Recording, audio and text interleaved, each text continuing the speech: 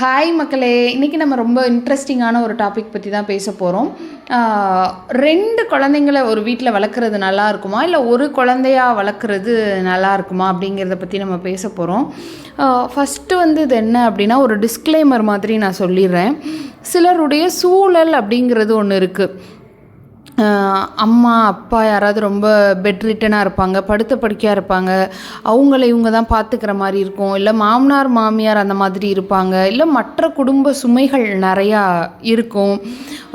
அந்த வீட்டினுடைய சூழல் ஒரு குழந்தை வளர்வதற்கு ஏற்றது மாதிரி இல்லாமல் இருக்கும். அப்படின்னும் போது நம்ம கண்டிப்பாக 2 குழந்தை வேணும் அப்படின்ட்டு இன்னொரு குழந்தை பெற்றுக்கிறதெல்லாம் தேவையில்லாத விஷயம். அவங்களுடைய சிச்சுவேஷன் ஒன்று இருக்குது. Health issues. ஒரு பொண்ணுக்கு அந்த ஃபஸ்ட்டு குழந்தைக்கே யூட்ரஸ் ரொம்ப வீக்காக இருந்து ஹை பிபி ஆகி சிசேரியன் பண்ணி அந்த மாதிரி எடுத்திருப்பாங்க. டாக்டர்ஸே இந்த குழந்தைய இது பண்ணதே ரொம்ப பெரிய விஷயம், உங்கள் யூட்ரஸ் ரொம்ப வீக்காக இருக்குதுன்னு சொல்லியிருப்பாங்க. ஆனாலும் எனக்கு இன்னொரு குழந்தை வேணும் அப்படின்னு நம்ம முடிவெடுக்கக்கூடாது. நமக்கு சூழல்கள் ஏற்றாற் போல் இருந்து எந்த பிரச்சனையும் இல்லை அப்படின்னா I always tell go with 2 children அப்படின்னு நான் சொல்லுவேன். ஏன் அப்படின்னா, நான் ஃபஸ்ட்டு நினச்சேன், என் கூட என்னோடய பெஸ்ட்டு ஃப்ரெண்ட் சின்ன வயசுலேருந்து ஸ்கூல் டயத்துலேருந்து என்னோடய பெஸ்ட்டு ஃப்ரெண்டாக இருக்கக்கூடிய ஒரு பொண்ணு ஒரே பொண்ணு தான். ஸோ நான் அவகிட்ட பேசிகிட்டு இருக்கும் போது நான் சொன்னேன், இப்போ நீலாம் ஒரே பொண்ணு தான், ஆனால் எல்லாருக்கூடையும் ஈஸியாக மிங்கிள் ஆகிடுற. இப்போ ஒரு பஸ்ஸில் போனால் கூட நான் கூட கொஞ்சம் பேச தயங்குறேன், ஆனால் நீ ஒரே பொண்ணாக இருந்தாலும் எல்லாருக்கூடையும் பேசுகிற பழகுற இதாகிடுற. ஆனால் சில பிள்ளைங்க 2 குழந்தைங்களா 3 குழந்தைங்களா வளர்ந்துருந்தா கூட அடமெண்ட்டாக இருக்காங்க, விட்டு கொடுக்குற தன்மை இல்லாமல் இருக்காங்க. ஸோ நான் என்ன நினைக்கிறேன்னா, ஒரு குழந்தையா 2 குழந்தையா வளர்கிறது மேட்ரு கிடையாது, நம்ம என்ன சொல்லித்தந்து வளர்க்குறோங்கிறது தான் மேட்ருன்னு எனக்கு தோணுது. ஒரு குழந்தையே போதும்னு நினைக்கிறேன் அப்படிங்கிற மாதிரி என் ஃப்ரெண்டுக்கிட்ட பேசிக்கிட்டு இருந்தேன்.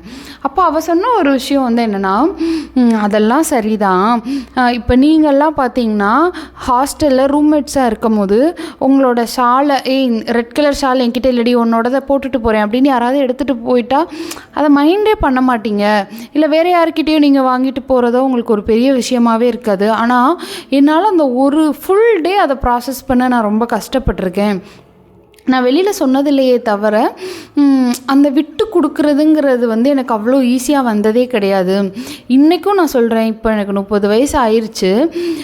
ஒரு மில்க் பிக்கிஸ் பிஸ்கட் பேக்கெட் வாங்கி அதை யாராவது பிரித்து பாதி எடுத்துக்கிட்டு இந்த பாதி நீ சாப்பிடுன்னு குடிச்சா என்னால் ஏற்றுக்கவே முடியாது. அது ஃபுல் பாக்கெட்டே அவங்க சாப்பிட்டுட்டா கூட நான் ஏற்றுக்குவேன். ஏன்னா அவளுக்கு மில்க் பிக்கிஸ் ரொம்ப பிடிக்கும், தினம் ஒரு பேக்கெட் சாப்பிடுவான்னு வச்சுக்கோங்களேன். அதை ஏற்றுக்கவே முடியாதுங்கிறா. அப்போ தான் எனக்கு புரிஞ்சிச்சு. அதாவது அந்த காலத்தில் ஒன்று சொல்லுவாங்க, நம்ம கண்ணுக்கு அப்புறம் நம்ம இறந்ததுக்கப்புறம் நம்ம பிள்ளைங்களுக்கு ஒரு துணை வேணும், ஒரு நல்லது கெட்டது செய்கிறதுக்கு ஒரு ஆள் வேணும், அதுக்காகவாது அவங்களுக்கு ஒரு சிப்ளிங்ஸ் வேணும்னு சொல்லுவாங்க. என்னை பொறுத்தளவில் அது சாத்தியமானு தெரில. இன்றைக்கி 2 குழந்தைங்க வளர்த்தாலும் ஆளுக்கு ஒரு ஊரில் ஆளுக்கு ஒரு நாட்டில் வாழ்கிறாங்க. எனக்கப்புறம் 30 வயசுக்கு அப்புறம் 40 வயசுக்கு அப்புறம் என் பொண்ணை என் பையன் பார்த்துக்குவான், என் பையனை என் பொண்ணு பார்த்துக்குவா அப்படிங்கிறது என்னோடய மோட்டிவ் கிடையாது.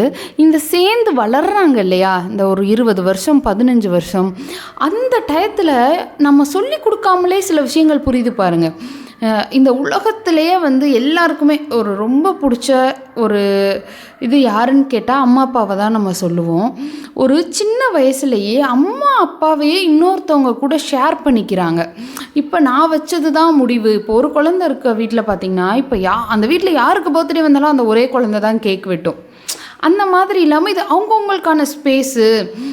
அண்ணனுக்கு பர்த்டேனா அண்ணன் வெட்டுவான், நம்ம பக்கத்தில் தான் நிற்கணும். தங்கச்சிக்கு பர்த்டேனா நம்ம சந்தோஷப்படணுமே தவிர அவள் தான் வெட்டணும். அந்த சின்ன வயசில் இருந்து எல்லாத்தையுமே ஷேர் பண்ணுற, விட்டு கொடுக்குற, ஈக்குவல் ரெஸ்பெக்ட் இன்னொருத்தவங்களுக்கு கொடுக்க தெரிஞ்சுக்கிற விஷயங்கள் இருக்குல்ல, இதை ஒரு குழந்தையாக இருந்தால் நம்ம மெனக்கட்டு கஷ்டப்பட்டு கற்றுக் கொடுக்கணும். அதுக்கு அந்தளவுக்கு டைம் இல்லை, எனர்ஜி இல்லை அப்படிங்கிறவங்க பண்ணக்கூடிய ஸ்மார்ட் ஒர்க்காக நான் எதை சொல்லுவேன்னா, 2 குழந்தைங்க பெற்றுக்கிறது. 2 பேராக இருக்காங்கனாலே அந்த விட்டு கொடுத்தல் வந்துடும். இப்போ குழந்தைங்க முன்னாடி நம்ம சண்டை போடக்கூடாது, என்னதான் நம்ம சண்டையே போடலை, ஏதோ ஒரு விவாதம் ஹார்ட்டாக நடக்குது அப்படின்னா கூட அந்த ஒரு குழந்தைன்னு வச்சுக்கோங்க, அதை தனித்து விடப்படும் போது அதனோட மைண்டில் என்ன ஓடுங்கிறது ஒரு இது.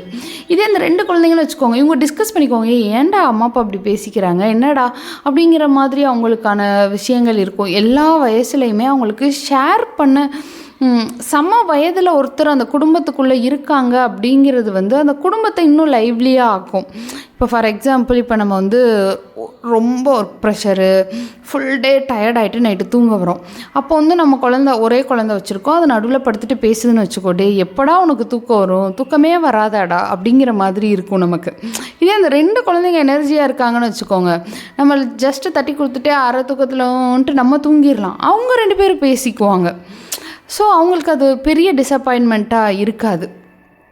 ஸோ அந்த வளர்கிற பருவத்தில் அவர்களை வளர்க்க, அவர்களுக்கு சொல்லித்தர நிறைய நல்ல விஷயங்கள் இருக்குது இல்லையா, அதில் பாதி நல்ல விஷயங்களை இன்னொரு சிப்ளிங் கூட இருக்காங்கங்கிற விஷயமே கற்று தந்துடும். விட்டு கொடுக்கறது, புரிஞ்சுக்கிறது, மரியாதை செய்கிறது. டிஃப்ரென்ஸ் ஆஃப் ஒப்பீனியன்ஸ் இந்த உலகத்தில் இருந்துக்கிட்டே தான் இருக்கும்.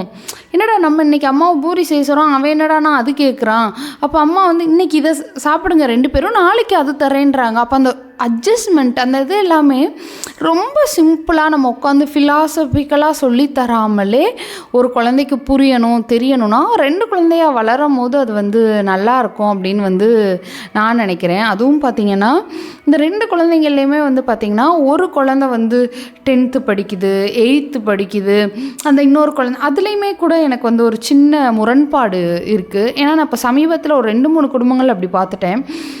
அவங்க என்ன பண்ணுறாங்க, அந்த மூத்த குழந்தைங்கன்னா இன்னொரு பேரண்ட்டாக மாறிடுறாங்க. இந்த 2வது குழந்தைய ரொம்ப நல்லா பாசமாக வளர்க்குறாங்க, அம்மா அப்பாவுக்கு பாதி ஹெல்ப் பண்ணிடுறாங்க, பிரச்சனை இல்லை. ஆனால் என்னென்னா அந்த வயசுக்கு இவங்களுக்கு ஒரு புரிதல் இருக்குது இல்லையா, இதுதான் சரி, நீ இப்படி தான் செய்யணும் அப்படின்னு சொல்லி அந்த 2வது குழந்தை மேலே அப்படியே புகுத்துறாங்க.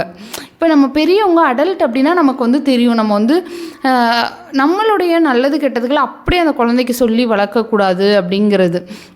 அவங்க வந்து யங் அடல்ட்ஸ் அப்படிங்கிறனால இப்போ தான் புதுசாக உலகத்தை பார்க்குறாங்க, அவங்களுக்கு இதுதான் சரி, இதுதான் நியாயம் அப்படின்னு ஒன்று தோணுது, அதை அப்படியே இன்ஃப்ளூயன்ஸ் பண்ணுறாங்க.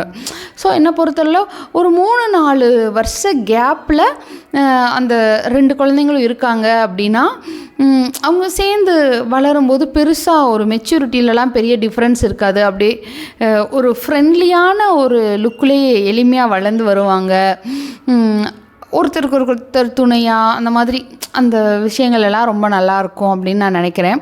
கண்டிப்பாக வந்து இன்றைய சூழலில் எனக்கு அப்புறம் 30 வயசுக்கு அப்புறம் உன்னைய வந்து அண்ணன் பார்த்துக்குவான், தம்பி பார்த்துக்குவான் அப்படிங்கிறத எதிர்பார்க்க முடியுமான்னு தெரில. அவங்கவுங்க குடும்பத்தை அவங்கவுங்க பார்த்துக்கிறதுங்கிறதே ரொம்ப பெரிய ரெஸ்பான்சிபிலிட்டியாக போய்கிட்டு இருக்கு. பட் இந்த மெமரிஸ் வந்து அவங்க லைஃப் லாங் அவங்க வாழ்க்கையை சிறப்பாக மெருகேற்றி வாழ்கிறதுக்கு உதவி செய்யும் அப்படின்னு நான் முழுமையாக நம்புகிறேன்.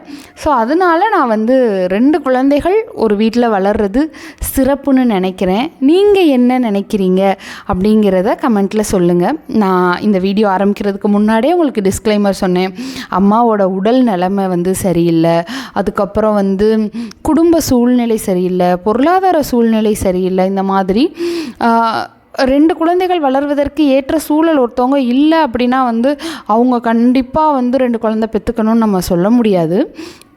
கம்பேரேட்டிவ்லி இது வந்து ஒரு தனி மனித சுதந்திரம், அவங்கவுங்களுடைய விருப்பம். ஒருத்தவங்க வந்து கண்டிப்பாக ஒருத்தவங்க கல்யாணம் பண்ணணும்னு சொல்கிறதோ குழந்தை பெற்றுக்கணும்னு சொல்கிறதோ தப்பு. குழந்தையே இல்லாமல் கூட அவங்க சேர்ந்து வாழலாம். அது வந்து அவங்கவுங்களுடைய மென்டாலிட்டி பொறுத்த ஒரு விஷயம். குழந்தையே இல்லாமல் கல்யாணமே பண்ணாமல் நீங்கள் லிவின்ல வாழ்கிறீங்கன்னா அதை நான் அக்செப்ட் பண்ணுவேன். சப்போஸ் ஒரு குழந்தை பெற்றுக்கிறதுன்னு முடிவு பண்ணிட்டோம் அப்படின்னா அதை ஒரே ஒரு குழந்தையாக பெற்று அதை அப்படியே தனிமைப்படுத்தி அதை அப்படி அல்லாட விடாமல் ரொம்ப அதிக கேர் எடுத்து அந்த குழந்தைய நல்லா வளர்க்கணும். ஒருவேளை அது பண்ண முடியாது அப்படின்னா 2 குழந்தைங்களாக இருந்தால் இன்னும் கொஞ்சம் பெட்டராக இருக்கும் அப்படிங்கிறது மட்டும்தான் என்னோடய பாயிண்ட் ஆஃப் வியூ. உங்களோட பாயிண்ட்ஸை கேட்க நான் ரொம்ப ஆர்வமாக இருக்கேன். கமெண்ட்டில் சொல்லுங்கள். நன்றி மக்களே.